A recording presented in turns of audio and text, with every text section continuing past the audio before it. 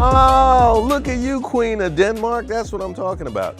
Hopefully, we will do a show that is honorary of the great Coolio. May he rest in paradise. Welcome to Open Mic. We like to start the show with a few stories or a hot take on a story you're not likely to see anywhere else. I'm from gorgeous Prince George's, and now I spill the tea in D.C.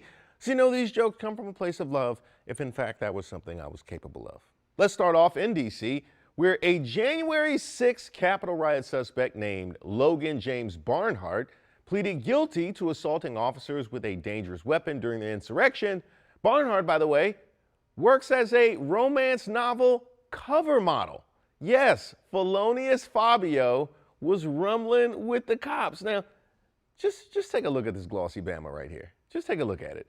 There you go. The book cover says wrong never felt so right, and yeah, he would definitely be an expert on that. He's looking down like he knows he's about to do time. He's also appeared on the cover of romance novels with titles like Lighter and Stepbrother Unsealed, a bad boy military romance. Don't miss the seal in there. That's right, a bad boy military romance, 50 Shades of Lame. A romance novel cover model is going to be very popular in lockup. You know what? Maybe they'll start an inmate calendar so he can have a steady gig when he's not washing drawers and braiding hair. I chose this next story out of New Jersey because there's petty and then there's this. According to reports, a man has been accused of urinating on his ex-wife's grave on an almost daily basis. Come on, man. Come on, man. Move on already. She's out of your life. She's out of your life. You won. No need for a daily victory lap. Now, according to Michael Andrew Murphy, who's the deceased woman's son, and by the way, props to him for not laying on hands, a man she was briefly married to in the 70s repeatedly come to the gravesite every day between 6:14 a.m. and 6:18 a.m., get this, with his current wife and do his business. His new wife went with him. Now, she is ride or die, but she also is not properly valuing herself.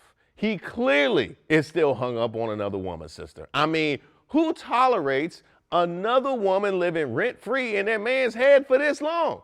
Now, he might not have been a good husband, but I'll tell you this, he's very committed to being petty. This is a 48-year grudge. Every morning he wakes up his wife like, hey, come on, baby, time to water the grass. Then he holds his pee and goes there at the same time like it's his job. Now, according to Orangetown Police Department, a public urination charge was filed and an investigation is ongoing. That's right, the detectives are on it. Law and Order SPU. Let's go. I had to cover this last story. Game nights around the world will be greatly affected by it. Lizzo, shout out to her by the way, posted a tweet that posed a question to the makers of the card game Uno. If you put down a draw two, can the person who had to draw two put down a draw two card and make the next person draw four? Now I'm gonna ask this question, Ross. Do you think that this is fair? Is this fair or foul? He thinks it's foul. You cannot do this. To everyone's surprise, Uno responded to set the record straight once and for all. Ross is correct. They tweeted, the rumors are true. You cannot stack a draw two on a draw two. Consider my mind blown. Ross, we should have had this conversation earlier probably. Uno, are y'all really going to take away the joy of kicking somebody while they're down and making them draw just a gratuitous amount of cards? We don't have that many joys in 2022. It's the small ones. What part of the game is this? I'm not the only one who took issue, by the way. Many people lashed out at Uno. What they didn't know was Uno was ready and more than willing to clap back. Like this tweet from Minute Maid that said, boo, wrong, to which Uno replied, says fruit water.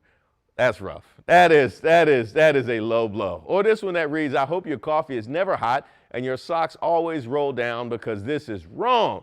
This time Uno replied, I hope you have to sneeze but can't. And that is a pain I wouldn't wish on my worst enemy. That is the right way to petty though. You don't need to pee on graves like that guy in New Jersey. A well-placed tweet is always a win. And it's both legal and sanitary. Now, I will say this. I don't agree, Uno, and I refuse to recognize this rule despite the fact that they literally wrote the rules. But I do respect their commitment to frying the Twitter users who came for them. My favorite story? Come on, you know it's gotta be January 6th, Zoolander pleading guilty. My man went from blue steel to steel bars.